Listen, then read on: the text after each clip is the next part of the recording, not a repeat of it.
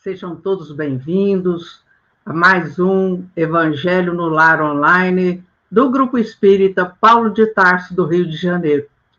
E eu sou Vânia, e nós vamos saudar você desejando uma semana de muita paz, de alegria e de bom ânimo. Comigo hoje, para o nosso encontro, nós teremos a presença da nossa querida Norminha. E para nós estarmos conectados com Jesus, com o plano mais alto, convidamos todos para fazermos a nossa prece inicial, lembrando que devemos deixar preparada a água para que, próximo ao final desse encontro, ela possa ser fluidificada ou magnetizada, recebendo assim os medicamentos de que cada um precisa para se sentir fortalecido na sequência da sua jornada aqui na Terra, ok? Vamos lá, então? Mestre Jesus, com os corações agradecidos, Senhor, aqui estamos para mais um estudo do seu Evangelho à luz da doutrina espírita. Pedimos, Senhor, nesse instante, em favor do planeta Terra, da paz no mundo, pedindo também para toda a humanidade encarnada e desencarnada, que todos, Senhor, possamos ser amparados, assistidos, acolhidos pelos seus emissários, a fim de que nós possamos cumprir a nossa programação reencarnatória. Mestre Jesus, envolva-nos nesse instante em suas bênçãos de paz e de amor, e que a direção espiritual do nosso estudo esteja conosco, nos dando as boas intuições, a fim de que juntos formemos um só grupo, uma só união de pensamentos e vibrações no bem. E em seu nome, damos por iniciado o nosso estudo de hoje. Que assim seja.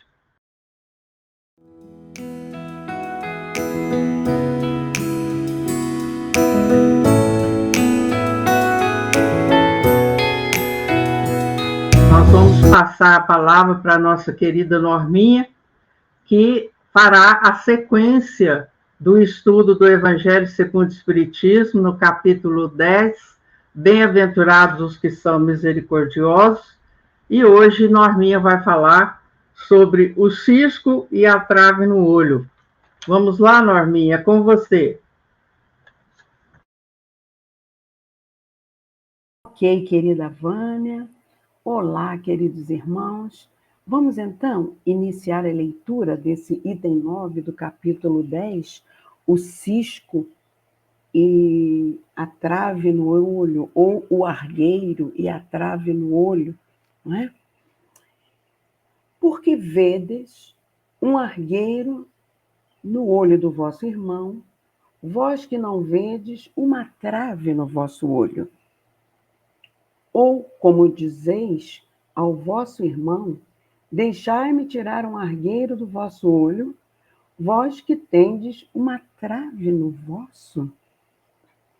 Hipócritas, tirai primeiro a trave do vosso olho, e então vereis como podereis tirar o argueiro do olho do vosso irmão. São Mateus, capítulo 7, versículos de 3 a 5. Então, meus irmãos, Jesus vai proferir essa fala, né, de que Mateus nos trouxe, já quase no final do Sermão do Monte, né? E ele utiliza-se do recurso da comparação do argueiro ou cisco, né? Insignificante, mas enxergado no olho do próximo, com a trave no nosso próprio olho, para nos levar à nossa reflexão que precisamos de reforma íntima, de nos autotransformar. É um chamado para que nós possamos viver não apenas como ouvintes, mas principalmente como praticantes das leis de Deus. Afinal, todos somos imperfeitos. Portanto, devemos ter indulgência para com as imperfeições dos outros, assim como nós próprios necessitamos da indulgência dos outros para com as nossas imperfeições. Basta lembrarmos, não é, meus irmãos, da regra áurea que nos diz: não faças aos outros aquilo que não queres que eles te façam. Se nós seguirmos esta regra, nós estaremos praticando a caridade como a entendia Jesus e como nos foi dita na questão 886 do Livro dos Espíritos. Benevolência para com todos, indulgência para as imperfeições dos outros. Portanto, não ficar apontando com maledicência, né? E perdão das ofensas. Porém, a nossa humanidade ainda está muito imperfeita, né? Via de regra, então, a gente age de forma equivocada. Vamos prosseguir a leitura? Item 10 agora. Um dos defeitos da humanidade é ver o mal de outrem antes de ver o que está em nós. Para se julgar a si mesmo, seria preciso poder se olhar num espelho, transportar-se de alguma sorte para fora de si e se considerar como uma outra pessoa em se perguntando: que pensaria eu se visse alguém fazendo o que faço? Incontestavelmente, é o orgulho que leva o homem a se dissimular seus próprios defeitos, tanto ao moral como ao físico. Esse defeito é essencialmente contrário à caridade, porque a verdadeira caridade é modesta, simples e indulgente. A caridade orgulhosa é um contrassenso, uma vez que esses dois sentimentos se neutralizam um ao outro. Como, com efeito, um homem bastante vão para crer na importância de sua personalidade e na supremacia de suas qualidades, pode ter, ao mesmo tempo, bastante abnegação para fazer ressaltar em outro o bem que poderia eclipsar em lugar do mal que o poderia realçar? Se o orgulho é o pai de muitos vícios, é também a negação de muitas virtudes. Encontramo-lo no fundo e como móvel de quase todas as ações. Por isso, Jesus se dedicou a combatê-lo como o principal obstáculo ao progresso. Assim, meus irmãos, a gente vai entendendo que, na visão espírita, não é, o orgulho e a vaidade que se contrapõem ao interesse geral, entendeu?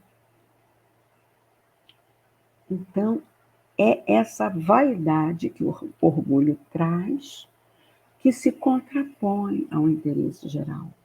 Kardec observa para a gente que o orgulho nos estimula a nos julgarmos ser mais do que somos, assim como nos vermos acima dos nossos irmãos por qualquer termo de comparação. Outro ponto que nós podemos observar é que o contrário da humildade, da caridade, é exatamente o orgulho. Porque o orgulho nega tudo o que é o que a humildade defende.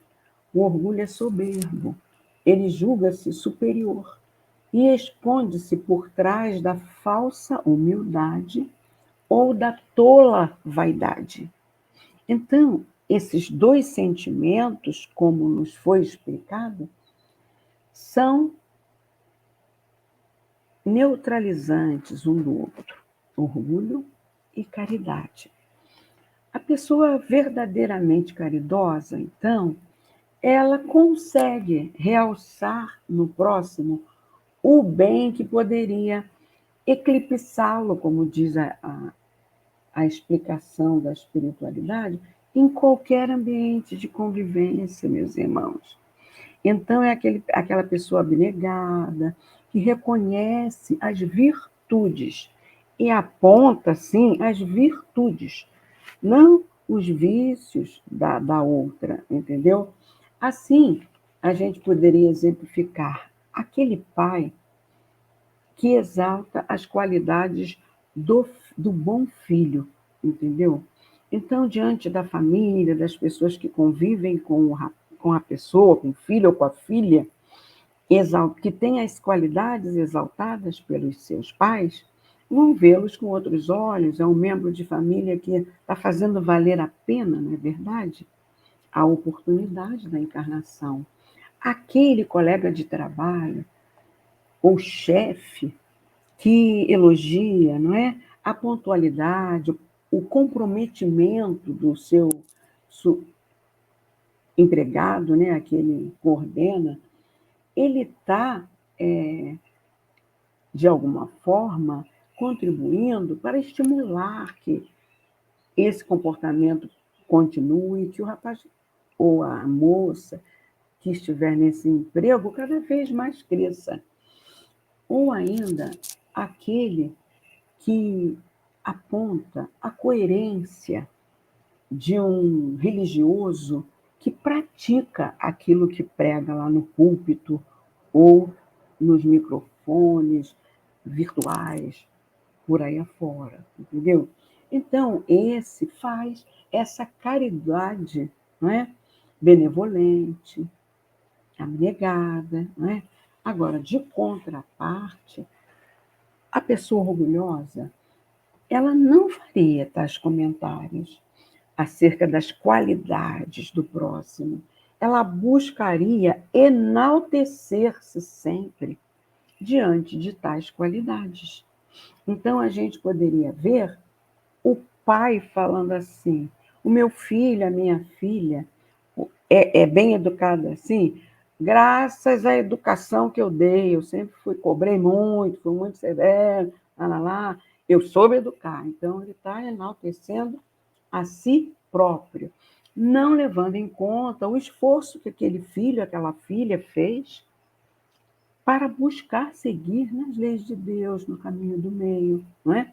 Que demanda esforço devido às nossas imperfeições, né? Aquele chefe lá do trabalho, né? Ele pode falar: o meu funcionário ou a minha equipe, alguma coisa assim, trabalha bem porque eu pego no pé, trabalha bem porque eu estou sempre atento, estou sempre cobrando para que as metas sejam cumpridas. Quer dizer, o louro é dele, não é da equipe ou do funcionário que está se esforçando para corresponder ao emprego que lhe foi concedido. E os religiosos, não é? Aquele religioso que se deixa levar pela vaidade, pelo orgulho, não é?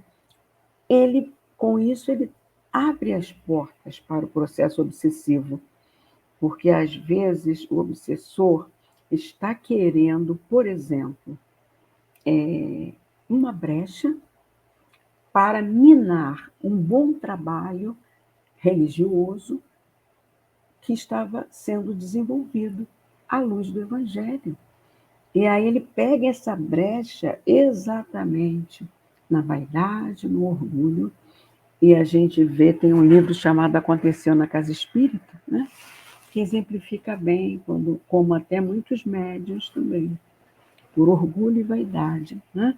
Colocam a perder o trabalho que vinha realizando até então com acerto, né? É preciso lembrarmos que o mestre sabia que somos apenas perfectíveis, não é, meus irmãos?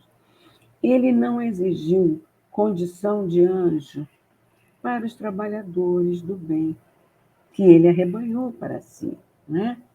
Daí ele dizer: se alguém me quiser seguir, negue-se a si mesmo, ou seja, negue as suas imperfeições, o que precisamos corrigir.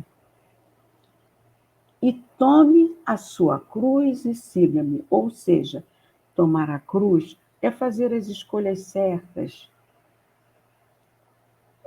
concordes com as leis de Deus, sem se importar com as consequências, não é?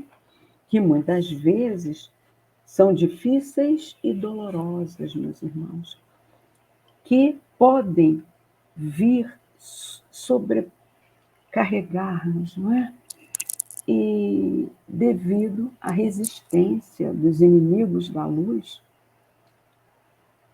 a nos acicatar, não é verdade? Daí a importância do conhece-te a ti mesmo para a gente ir buscando neutralizar, burilar, superar essas imperfeições, não é? Através do exercício do nosso livre-arbítrio, no sentido acertado, para que possamos progredir. Agindo assim, nós estaremos agindo conforme a lei de justiça, de amor e de caridade para com o próximo. Emmanuel nos esclarece no livro Fonte Viva, no capítulo 113, sobre o título Busquemos o Melhor, acerca desse versículo de Mateus, porque reparas o argueiro no olho do teu irmão, que a pergunta do mestre ainda agora é clara e oportuna. Muitas vezes, diz Emmanuel, o homem que traz o argueiro num dos olhos traz igualmente consigo os pés sangrando. É o carregar da cruz que nós mencionamos lá, Jesus falou, né? Depois de laboriosa jornada na virtude, ele revela as mãos calejadas no trabalho e tem o coração ferido por 1000 golpes da ignorância e da inexperiência. É nas quedas que a gente mais aprende, não é, meus irmãos? É imprescindível habituar a visão na procura do melhor, a fim de que não sejamos ludibriados pela malícia que nos é própria. Então, precisamos burilar, trabalhar a nossa maledicência, né? Comumente, pelo verso, quer dizer, o costume vicioso de buscar bagatelas, perdemos o ensejo das grandes realizações. Colaboradores valiosos e respeitáveis são relegados à margem por nossa irreflexão, em muitas circunstâncias, simplesmente porque são portadores de leves defeitos ou de sombras insignificantes do pretérito, que o movimento em serviço poderia sanar ou dissipar. Vamos lembrar do mestre, não é? Que todos os seus discípulos tinham coisas a burilar e mesmo assim eles o convidou para a seara do bem. Vamos lembrar que ele depois convocou Paulo de Tarso, sabendo que Paulo havia cometido assassinatos para defender o judaísmo, mas com a mesma determinação e garra. Depois de convertido à luz do Evangelho do Cristo, daquele seu encontro na estrada de Damasco, ele passou a ser de perseguidor a divulgador do cristianismo. Então, se Jesus olhasse o cisco no olho do Paulo, né, ele não iria recrutá-lo para a sua seara de amor. Prossegue Emmanuel. Nódulos na madeira não impedem a obra do artífice e certos trechos empedrados do campo não conseguem frustrar o esforço do lavrador na produção da semente nobre. Aproveitemos o irmão de boa vontade na plantação do bem, olvidando as nugas, as insignificâncias que lhe cercam a vida. E Emmanuel pergunta: que seria de nós se Jesus não nos desculpasse os erros e as defecções de cada dia? E se esperamos alcançar a nossa melhoria, contando com a benemerência do Senhor, por que negar ao próximo a confiança no futuro? Consagremo-nos à tarefa que o Senhor nos reservou na edificação do bem e da luz, e estejamos convictos de que, assim agindo, o argueiro que incomoda o olho do vizinho, tanto quanto a trave que nos obscurece o olhar, se desfarão espontaneamente, restituindo-nos a felicidade e o equilíbrio através da incessante renovação. E é isso que nós todos precisamos envidar esforços. André Luiz tem um trecho muito bonito no final da lição 118, apesar dos defeitos, do livro Vivendo o Evangelho, volume 1, psicografia de Antônio Badum Filho, e eu peguei só o trecho final para concluirmos esse pensamento. Diz André: por isso, apesar dos teus defeitos, ajuda e serve sempre, na certeza de que, se não és ainda um sol de virtudes, já está muito bom que sejas, por enquanto, simples lamparina de boa vontade. É isso, queridos irmãos, o nosso entendimento desses itens 9 e 10. Agora, vamos passar a palavra para a nossa querida irmãzinha Vânia, para ela dar prosseguimento no próximo título, que é Não julgueis, a fim de que não sejais julgados. Aquele que estiver sem pecado, lhe atire a primeira pedra. A palavra é sua, querida Vânia.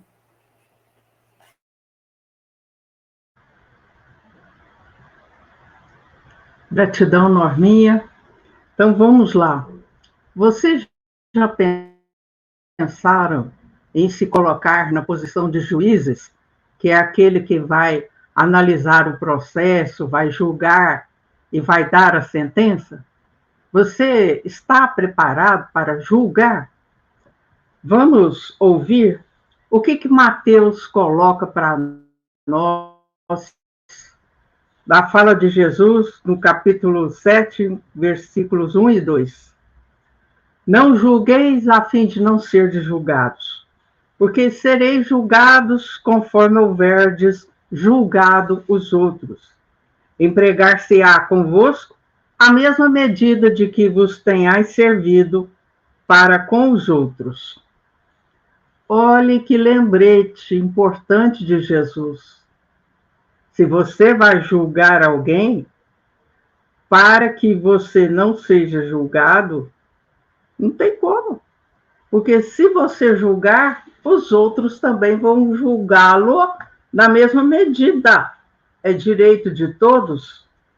Então, por que achar que você se coloque na posição de juiz para julgar os atos de alguém? Para fazê-lo, você teria que conhecê-lo muito bem, como o juiz que julga, ele, através do processo, eles têm as informações, tanto de quem acusa quanto de quem defende. Você já parou para pensar nisso? No item 12, entre os escribas e os fariseus, então, os escribas e os fariseus lhe trouxeram uma mulher que fora apanhada em adultério, e pondo-a de pé no meio do povo, disseram a Jesus. Antes de darmos continuidade à leitura desse trecho de João, no capítulo 8, versículos 3 a 11, você se lembra quem foram os escribas? Bem, os escribas, inicialmente, eles eram secretários dos reis de Judá, ou então ocupavam cargos, né, de administradores dos exércitos judeus. Mais tarde, eles foram conhecidos como aqueles doutores que ensinavam a lei de Moisés e a interpretavam para o povo. Então, eram os chamados doutores da lei mosaica, da lei de Moisés. Interessante que os escribas e os fariseus, eles partilhavam princípios comuns, ou seja, um deles era de que tinham antipatia pelos inovadores. Daí, nós temos a explicação porque ambos os grupos, escribas e fariseus, né, não gostavam de Jesus. Certo? Vocês se lembram desse episódio da mulher adúltera, com certeza, porque ele é muito comentado, né? Então Jesus diz, mestre, esta mulher acaba... Jesus disse, não, desculpem. Disseram a Jesus, mestre, esta mulher acaba de ser surpreendida em adultério. Ora, Moisés, pela lei, ordena que se lapidem as adúlteras. Joguem pedras na mulher que cometeu adultério até ela morrer. Qual a tua opinião sobre isso? Assim diziam para o tentar e terem de que o acusar. Jesus, porém, abaixando-se, pôs-se a escrever na terra com o dedo. Jesus estava à beira do mar, escreveu na terra.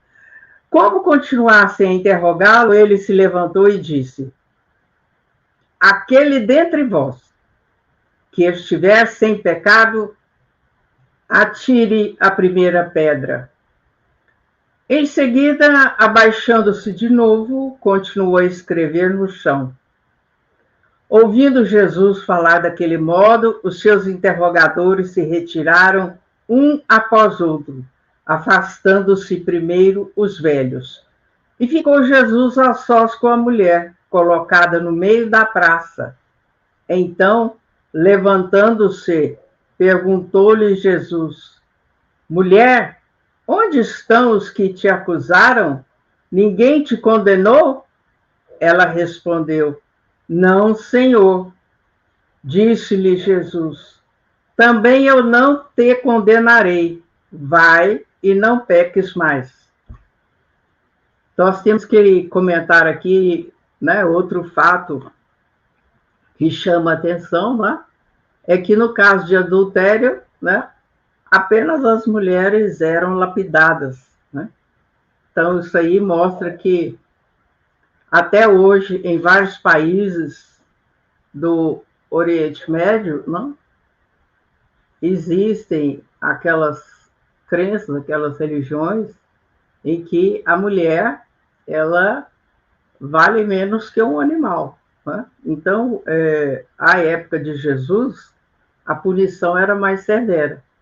Mas, diante do argumento irretocável de Jesus, de que aqueles que estavam lá na praça, em torno da mulher, para jogar-lhe pedras até que ela morresse, quando Jesus lhes pergunta, ou lhes chama à reflexão, atire a primeira pedra àquele que estiver sem pecado.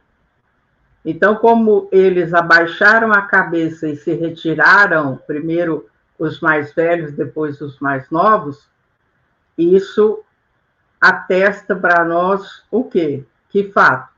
Que todos nós somos pecadores. vamos entender aí pecado como uma falha moral, um erro moral. Então, não havia por que a mulher sofrer o apedrejamento se todos que ali estavam tinham cometido erros semelhantes ou piores. Então, dessa lição, nós vamos construindo o nosso raciocínio para que nenhum de nós está em condições morais de acusar, julgar quem quer que seja. Principalmente para nós que estudamos o Evangelho de Jesus à luz da doutrina espírita, nós não sabemos do nosso passado, o que nós fizemos. E desta vida, mesmo que sabemos, há coisas ocultas. Então, como é que eu vou julgar o outro sem conhecê-lo, esquecendo-me de que em qualquer julgamento tem a parte da acusação e tem a parte da defesa? Tem aqueles fatos, aquelas situações que atenuam, suavizam, diminuem, restringem, acalmam, ou aqueles fatos que agravam, pioram, dificultam a situação. Então, daí essa recomendação de Jesus, porque para fazer um julgamento isento, quer dizer, livre das nossas próprias imperfeições, isso não seria possível, porque nós estaríamos analisando, tendo a compreensão baseada na nossa ótica, ou seja, no nosso ponto de vista, em como nós consideramos aquela situação. Pois o que para uns é um erro, um pecado grave, para outros não o seria. Então, daí o convite de Jesus para nós não julgarmos, porque nós somos criaturas imperfeitas, tão imperfeitas quanto aquele. Ah, mas eu não matei ninguém, eu não estuprei ninguém, eu não cometi adultério. Mas a palavra pecado se estende a tudo aquilo que é diferente do bem. Então, qualquer falha, qualquer erro, qualquer deslize nosso, principalmente de natureza moral, esse não temos como julgar. É claro, você deverá estar dizendo assim, ah, Vânia, mas existem as leis. Sim, existem as leis civis, né? As leis penais, que existem para o quê? Estabelecer uma justiça ou para regular melhor o funcionamento de uma sociedade. Mas aqui nós estamos nos referindo à situação entre nós e Deus, né? Vamos ouvir agora qual é o comentário de Kardec acerca desses dois tópicos? O item 3. Atire-lhe a primeira pedra, aquele que estiver sem pecado, disse Jesus. Esta sentença faz da indulgência, que é o perdão das ofensas, um dever, pois não há quem dela não necessite para si mesmo. Então, se eu desejo que os meus atos sejam perdoados, sejam compreendidos pelos outros, eu também tenho que proceder da mesma maneira para com o meu próximo. Essa sentença, ou a indulgência, nos ensina que não devemos julgar os outros com mais severidade do que nos julgamos a nós mesmos, nem condenar nos outros aquilo de que nos absolvemos. Então, nós não devemos julgar com mais severidade, com mais rigidez, né, do que julgamos a nós mesmos. Por quê? Para julgar o outro eu sou severo, rígido, mas para mim eu sou brando, suave. Antes de censurarmos uma falta a alguém, vejamos se a mesma censura não nos pode ser feita. Olhe que afirmação séria. Antes de censurarmos, de criticarmos uma falta de alguém, vejamos se a mesma censura não se aplica a nós. Será que nós fazemos isso? Ai, Vânia, mas é difícil, eu presenciei isso e aquilo e mais aquilo, e não me contive e acabei falando e julgando e acusando o outro. Mas sempre nós temos o livre-arbítrio.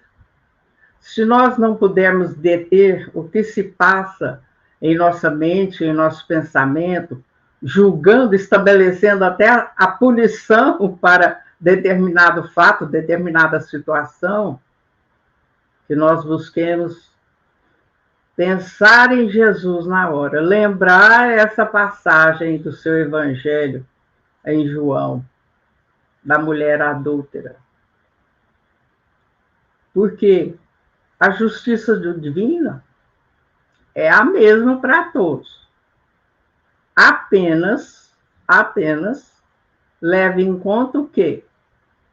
Atenuantes. Quais seriam essas atenuantes? Nós já vimos. São as virtudes que nós pudemos conquistar, o bem que nós pudemos fazer sem esperar retribuição. Tudo isso são coisas boas, positivas, que Deus leva em conta quando analisa a nossa situação para depois emitir ou proferir a sua sentença. A censura que se faz à conduta alheia pode ter dois motivos: reprimir o mal ou desacreditar a pessoa cujos atos se criticam. Reprimir o mal. Tem que pensar também se aquela situação ali realmente merece a minha observação, a minha repressão, né? Ou então para desacreditar aquela pessoa cujos atos se criticam. Mostrar quem essa pessoa realmente é. Ah, eu tenho que falar isso, fulano é muito hipócrita. Fulano é um desequilibrado. Cuidado. Como falar, onde falar, com quem falar. Se você tem intimidade para com a pessoa, você fale com ela em particular. Jamais à vista de outras pessoas, para não humilhá-la, não constrangê-la. É simples. Aquilo que nós já sabemos fazer ao outro, aquilo que eu gostaria que fosse feito para mim. Por ser no lugar do outro. E se fosse eu? Eu gostaria de ser repreendido, chamado a atenção desse jeito, na frente de outras pessoas? Afinal de contas, somos ou não adultos, civilizados, educados? Este último propósito, o de desacreditar a pessoa, nunca encontra desculpa, porque no caso só há maledicência e maldade. Então nós vemos isso principalmente, né, nos ambientes de trabalho e até mesmo nas instituições religiosas, né? Uma ou duas pessoas que se reúnem para falar mal do outro, que muitas vezes está se esforçando para fazer o seu melhor, ou mesmo que abatido por tantas dificuldades no ambiente externo ao templo, ali está numa condição de enfermo, de necessitado. E os maledicentes, os fofoqueiros de plantão estão ali. O primeiro, reprimir o mal, pode ser louvável e constitui mesmo, em certas ocasiões, um dever, porque daí pode resultar um bem. Então, se nós queremos reprimir o mal, façamos o nosso comentário, a nossa crítica para o mal e não para a pessoa. E porque, a não ser assim, jamais o mal seria reprimido na sociedade. Aliás, não compete ao homem auxiliar o progresso do seu semelhante? Até para como nós estamos julgando, considerando aquele fato, nós precisamos ter cuidado. Porque, como vimos agora há pouco, muitas vezes nós somos bastante severos, bastante rígidos no falar, nas expressões que usamos, no tom de voz, que ali nós acabamos por prejudicar a nós mesmos, porque somos envolvidos por energias muito negativas nessas circunstâncias, né? Não deve, pois, ser tomado em sentido absoluto este princípio: não julgueis, se não quiserdes ser julgados, porquanto a letra mata e o espírito vivifica. Então, que nós tomemos cuidado com as palavras, porque as palavras, elas machucam, elas ofendem, elas constrangem, e muitas vezes, quando nós estamos tomados de uma emoção negativa, nós falamos coisas sem pensar, e aí depois fica, muitas vezes, difícil, quase impossível, corrigir o resultado dessa confusão. Jesus não podia proibir que se censurasse o mal. Aquilo que eu disse há pouco. Vamos censurar o mal em si e não a pessoa, uma vez que ele próprio nos deu o exemplo, tendo-o feito em termos enérgicos. O exemplo da mulher adúltera. Quis, porém, dizer que a autoridade para censurar está na razão direta da autoridade moral daquele que censura. Xiii! A coisa agora complicou. Trocando em miúdos, será que nós temos autoridade moral para julgar alguém, nosso próximo, nosso semelhante?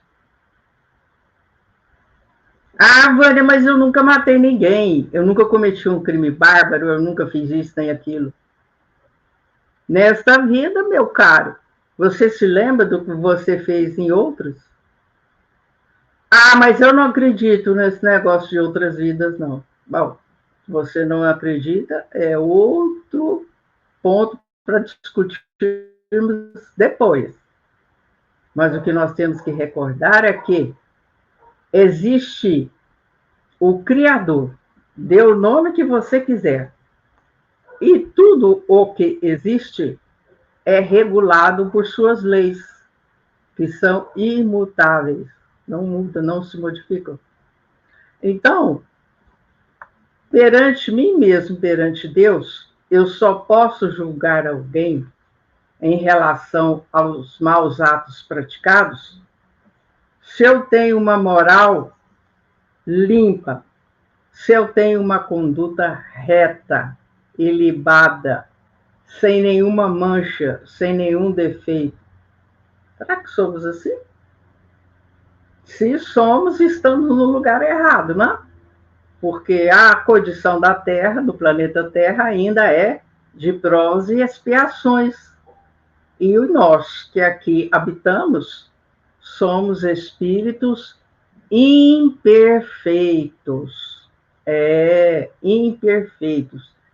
E dentre esses espíritos imperfeitos, nós temos várias classes. Então, que tal você dar uma olhadinha no Livro dos Espíritos, a partir da questão 100 até a 120, mais ou menos, que se trata da escala espírita. Quando atentamente olhamos e analisamos para as questões citadas, muitas vezes nos envergonhamos, ficamos constrangidos de verificar o quanto ainda somos atrasados. Mas vamos continuar a leitura. Tornar-se alguém culpado daquilo que condena nos outros é abdicar dessa autoridade, é privar-se do direito de repressão. A consciência íntima, além disso, nega respeito e submissão voluntária àquele que, investido de um poder qualquer, viola as leis e os princípios que está encarregado de aplicar.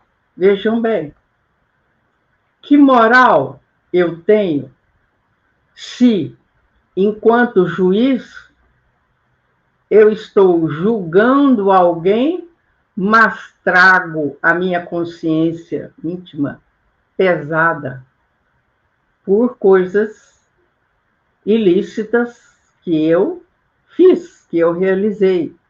Se eu estou violando, quer dizer, indo contra leis e princípios, como é que eu tenho condição moral para julgar alguém ou uma situação? Aos olhos de Deus, a única autoridade legítima é a que se apoia no exemplo que dá do bem. É o que, igualmente, ressalta das palavras de Jesus. Então, quando nós falamos em autoridade, aqui na Terra, estamos nos referindo a alguém cujo cargo e cuja preparação obedece à lei, né? Então, para eu ser juiz, eu terei que ter feito um curso de direito, eu terei que ter passado por provas não só de conhecimento, mas também provas que verifiquem as minhas condições morais ou minhas condições de julgamento, né? Por exemplo, a isenção. O que é isenção? É você analisar o fato ou os fatos sem tomar partido. Então, o juiz ele tem que ser imparcial, porque se ele for parcial, na hora do momento propício, o advogado de acusação ou de defesa tomarão a palavra e, através de argumentos hábeis, inteligentes, derrubarão aquela sentença do juiz. Então, nós temos que lembrar, como Kardec colocou aqui, que a autoridade legítima é a que se apoia no exemplo que dá do bem. E disso, Jesus deu mostras aí à saciedade, porque aquilo que Jesus falava, o que ele ensinava, ele vivenciava, ele colocava em prática.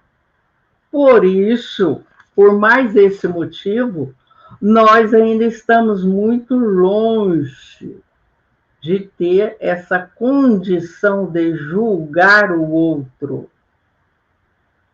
Então, que nós tomemos cuidado com a nossa língua, com o que sai da boca. Porque o que sai da boca volta-se contra nós, quando é para o mal. Hã? Então, guardemos ou tomemos cuidado sobre o que nós estamos fazendo, o que nós estamos falando e, principalmente, com o que nós estamos pensando.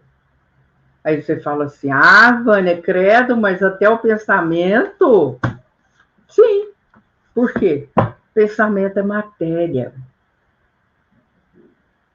Pensamento é matéria. Se você ainda não viu, não ouviu nada sobre, tem um livro de Emmanuel, ó, daqui. Pensamento é vida. Através da psicografia de Francisco Cândido Xavier. E tem um outro, mais antigo, do Ernesto Bosano, estudioso italiano.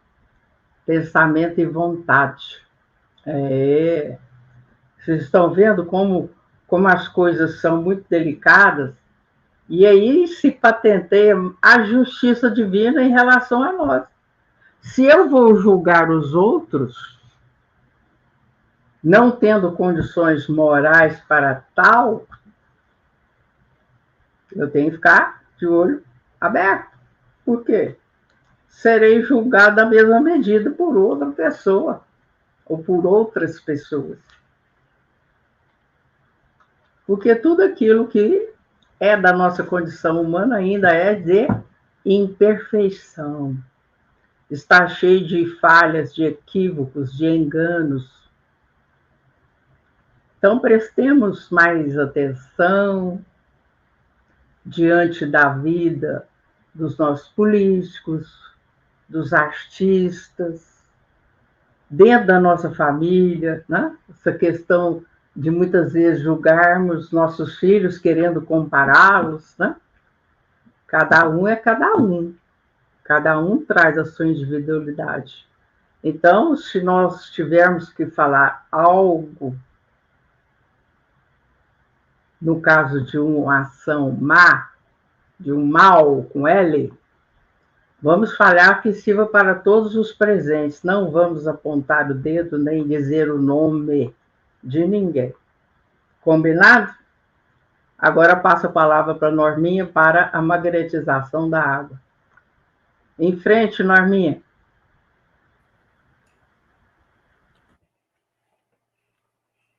Ok, querida Vânia. Lembrando aos nossos ouvintes que a essa altura, né, nossos amigos que estão conosco aqui já estão com a sua, o seu recipiente, né, separadinho, com água, para que possamos fazer a magnetização. Lembrando ainda que a água fluidificada ela deve ser tomada com muita fé, atitude de fé e oração. E essa ingestão deve ser em cálices, né? Pequenas doses que a gente vai tomando gradualmente. Tem uma outra curiosidade, se as pessoas puderem questionar, a água fluidificada, ela faz mal de alguma forma? Então a gente tem que observar o seguinte: tem uma água fluidificada genericamente. São aquelas que determinadas casas espíritas disponibilizam para os pacientes que ali compareçam, aí eles levam para casa, enchem garrafinha, levam, tomam em copinhos.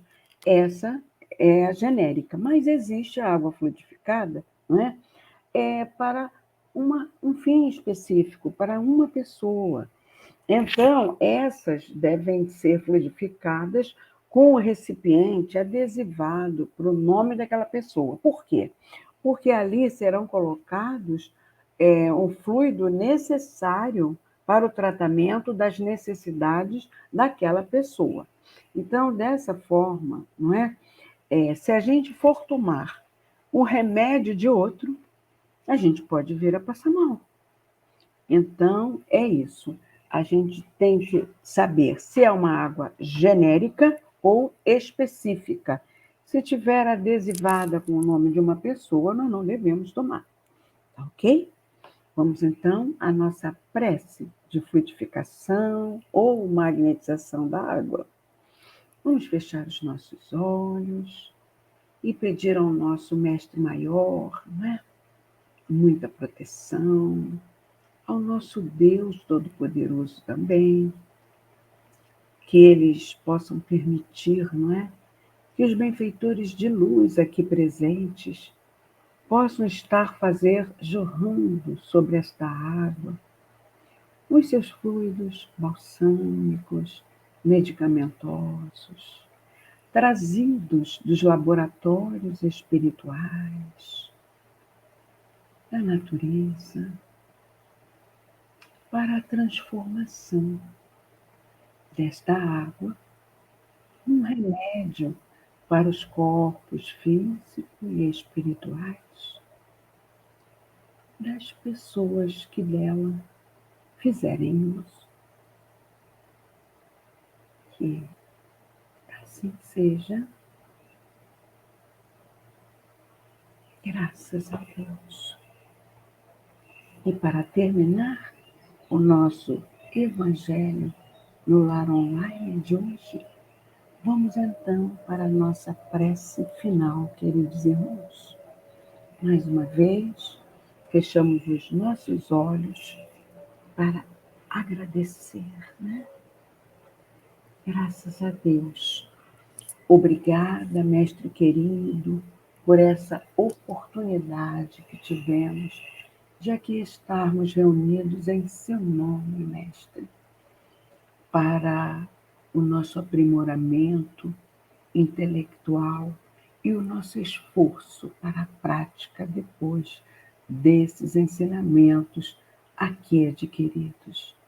Agradecemos a esses espíritos mensageiros de luz e de amor, que em seu nome estão conosco, nos inspirando, nos assistindo, nos auxiliando na magnetização da alma. Nossa gratidão a eles é imensa, mas, sobretudo, agradecemos ao nosso Pai Maior por nos ter concedido essa oportunidade abençoada. Que as vossas vibrações, Pai amoroso, possam se estender por cada um que estamos aqui neste momento de amor e de reflexão, bem como aqueles que acessarem este Evangelho em outra oportunidade, e que essas bênçãos possam se estender, Pai, ao planeta todo, minimizando as dores, sejam elas físicas, espirituais, morais, dos habitantes deste teu planetinha, criado por vós para o nosso progresso moral.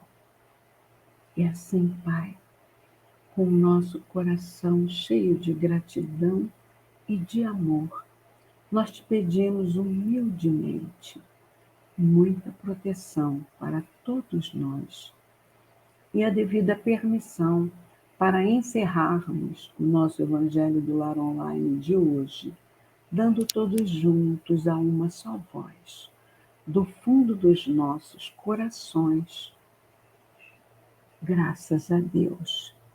Lembrando a vocês que a semana que vem estaremos aqui mais uma vez, com a permissão de Deus, para darmos continuidade ao nosso Evangelho no Lar Online.